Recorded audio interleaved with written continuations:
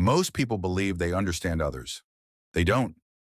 In fact, the more confident someone is about reading people, the more blind they usually are. Here's the uncomfortable truth. You don't see people as they are. You see people as you need them to be. And Nietzsche warned about this long before psychology gave it a name. Today, you're going to learn how to read anyone instantly, not through body language tricks, not through manipulation, but through what Nietzsche revealed as numbered truths about human nature. These are not comforting truths, but they work. Every interaction you've ever had, friendships, love, work, power, has followed invisible psychological rules. Rules no one taught you. Rules most people never question. Nietzsche didn't try to make people feel safe.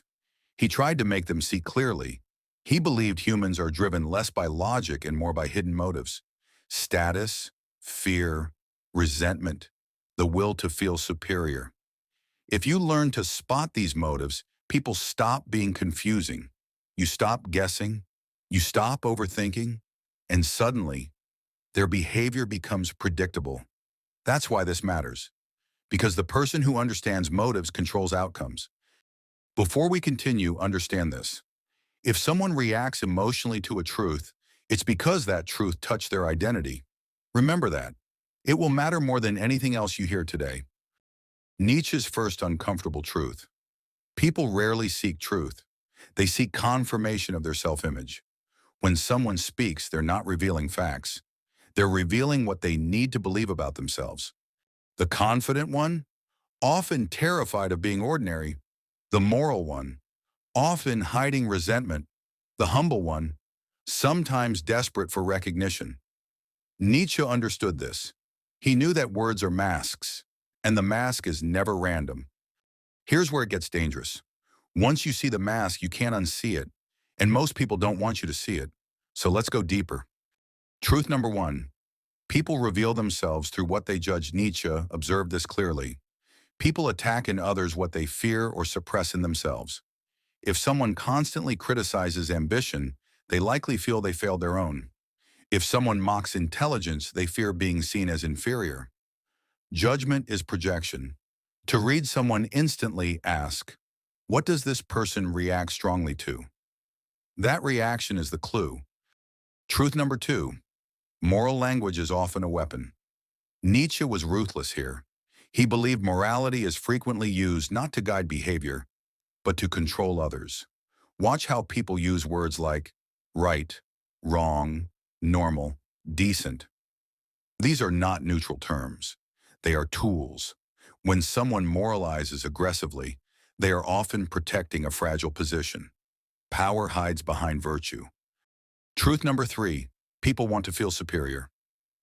Even in suffering. This is one of Nietzsche's darkest insights. Some people don't want to be happy. They want to be right. They want their pain to mean something. That's why they cling to victimhood, bitterness, and moral outrage. Suffering becomes identity. To read them, notice this. Do they solve problems, or do they collect injustices? That answer tells you everything. Now listen carefully. If you don't learn to read people, you will always be reacting instead of choosing. You will call manipulation bad luck. You will call resentment conflict. You will call dominance confidence. And you will keep losing games you didn't know you were playing. Truth number four.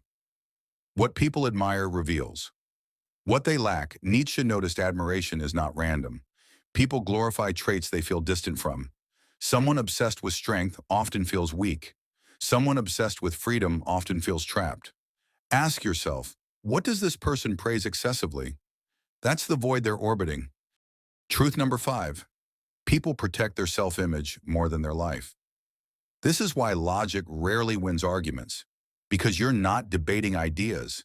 You're threatening identity. When someone doubles down irrationally, it's not stupidity. It's self-preservation. To read them, don't ask, are they right? Ask, what belief cannot be questioned for them? That belief is their psychological spine. Here's the simple habit Nietzsche would approve of. Stop listening to what people say they value.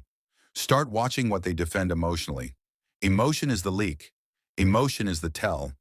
When you observe without judging, people expose themselves naturally. You don't need to confront. You don't need to manipulate.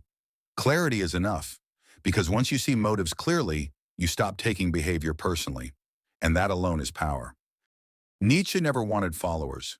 He wanted strong observers, people who could stand reality without illusions. If this changed how you see people, even slightly, then you're already ahead of most. And if you want more content like this, where psychology, philosophy, and human nature intersect, subscribe to the channel, not for motivation, but for clarity.